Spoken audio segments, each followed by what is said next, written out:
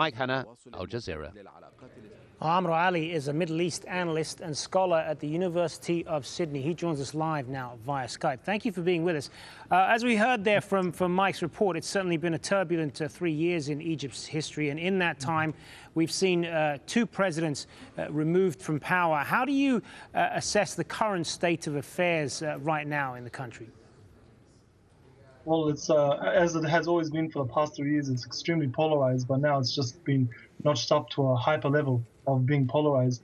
And it's enraged the Islamist militant groups in Sinai. So what we're seeing yesterday is something that Cairo has never witnessed in many years. I don't think anyone could remember when more than one bomb has ever gone off on the same day in Cairo. So this is, basically because of the Ansar Bayt al-Maqdas that's enraged due to the overthrow of Morsi, and they've had many years to foment their base in the Sinai Peninsula. And also, they're al-Qaeda inspired, so it's just brought another dangerous element into the game. What do you say to those who argue that this interim government enjoys a lot of popular support in Egypt right now, and particularly with regards to the Defense Minister Abdel Fattah al-Sisi, many people calling for him to run for president? And what many of them will say is that what the country really needs right now is stability above all else, even if that stability comes at the barrel of a gun. What do you say to that? Many Egyptians are becoming very desperate over the past 3 years, and even many are willing to give up their political freedoms for return for economic progress. But unfortunately, that won't happen. And I think one of the hardest jobs that will be in the country would be to be president of Egypt, as Sisi will find out if he does run for president. Because, should I also add, the social contract is no longer valid as it used to be. Right now, Egypt is in a very dire state with crippling debts and deep socioeconomic inequalities that cannot be resolved anytime soon. So how do you see this? How do you see all of this playing out then? Are you optimistic about the future in Egypt, or are you pessimistic? I'm optimistic for the long run, and I mean a very, very long run. Given that 3 years ago a Pandora's box has been opened that cannot be closed. What you have is an old regime that's trying to make a comeback, but it's struggling to reassert its dominance. It's dominated by the security establishment, which has 2 modes of conduct, which is to brutalize or kill. And that's not a sustainable endeavor in any way. Good to get your thoughts on this. Amro Ali joining us there from Sydney. Thanks very much for your time. Thank you, Hazem.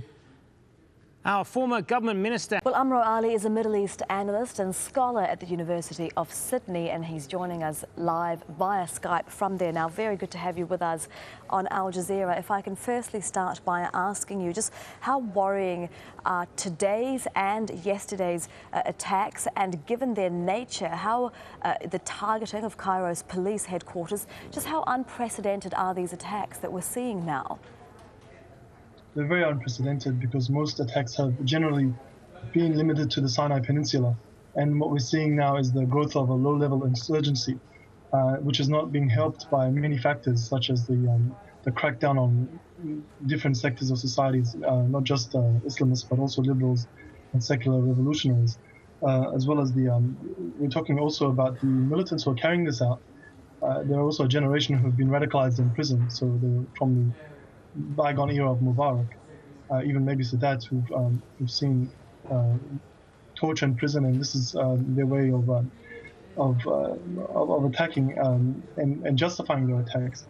And the bigger problem is that although there isn't direct evidence between the Muslim Brotherhood and the new attacks and the organization, the Ansar Bayt al-Maqdas, however, the Brotherhood does provide the moral cover and the victimhood discourse for these attacks to happen. So are these attacks then a backlash to the cracking down of the security forces cracking down over many years? Because what the interim government, the new constitution, the referendum on the new constitution did was essentially give the military, give the security forces more powers to do this.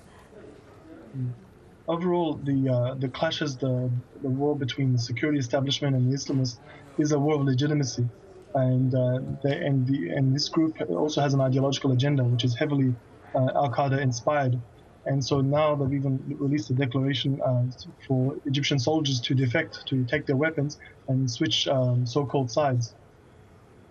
So where is Egypt at now, according to your assessment, given this very insecure situation, and on the 3rd anniversary of that uprising that ousted Hosni Mubarak, that uprising that was filled with so much hope then? Egypt is currently in a no man's land in the sense that it cannot resurrect the old regime, but it cannot establish a new one.